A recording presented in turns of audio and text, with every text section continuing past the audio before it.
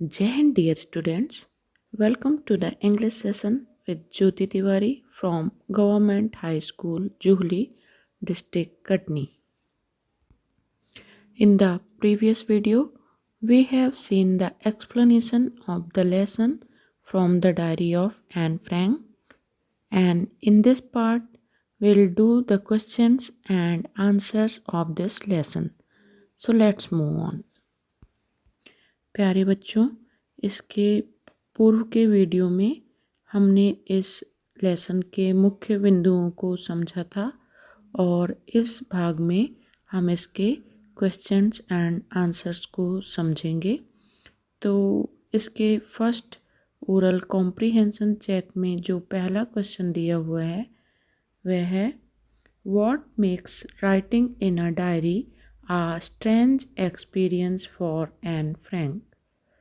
Means diary में लिखना Anne Frank के लिए एक अनोखा अनुभव क्यों था।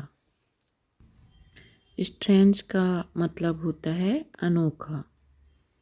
Answer, writing in a diary was strange experience for Anne Frank as she had never written anything before. Diary में लिखना एन के लिए एक अनोखा अनुभव इसलिए था क्योंकि उसने इससे पहले ऐसा कुछ भी नहीं लिखा था।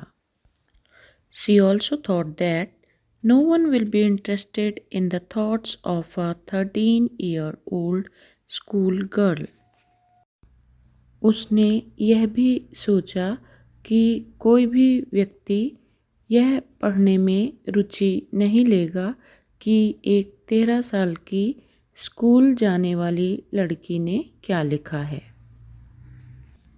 Next question, why does Anne want to keep a diary. Anne diary क्यों रखना चाहती थी। Answer, Anne wants to keep a diary because she feels that she has no true and sincere friend with whom she could share her secrets. Anne diary इसलिए रखना चाहती थी क्योंकि वह महसूस करती थी कि उनका कोई भी ऐसा सच्चा दोस्त नहीं है जिससे वह अपने गुप्त बातों को शेयर कर सकें या फिर बता सकें। Let's see the next question. Why did Anne think she could confide more in her diary than in people? Anne ऐसा क्यों सोचती थी कि वह अपनी डायरी पर लोगों से ज़्यादा विश्वास कर सकती थी और अपनी गुप्त बातों को बता सकती थी।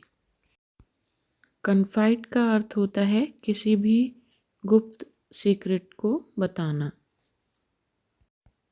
Answer, Anne thought that she could confide more in her diary than people because she felt that paper had more patience than people to listen her thoughts. Anne diary में लोगों की तुलना में अधिक विश्वास रखती थी क्योंकि उसको लगता था कि पेपर में अर्थात एक कागज़ में लोगों की तुलना में अधिक धैर्य होता है। And now let's see the oral comprehension check number 2. Question number 1 is given here. Why does Anne provide a brief sketch of her life? Anne अपनी डायरी में अपने जीवन का संक्षिप्त वर्णन क्यों देती हैं? Answer, Anne provides a brief sketch of her life because she thought that no one would understand a word of her musings without knowing her background. Anne अपनी डायरी में अपने जीवन का संक्षिप्त वर्णन इसलिए देती है क्योंकि उसको लगता है कि कोई भी उसकी पृष्ठभूमि को जाने बिना उसके विचारों को नहीं समझेगा। अगला क्वेश्चन है, What tells you that Anne loved her grandmother? Means किस बात से यह पता चलता है कि एन अपनी दादी माँ से बहुत प्यार करती थी?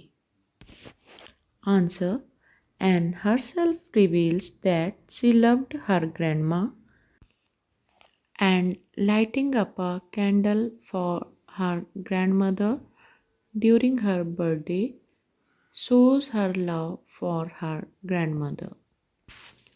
एन अपनी डायरी में स्वयं यह बताती हैं कि वे अपनी दादी माँ से बहुत प्यार करती थीं और उनके बर्थडे पर दादी माँ का कैंडल भी जलाया गया था। इससे यह प्रदर्शित होता है कि वह अपनी दादी माँ से बहुत प्यार करती थी।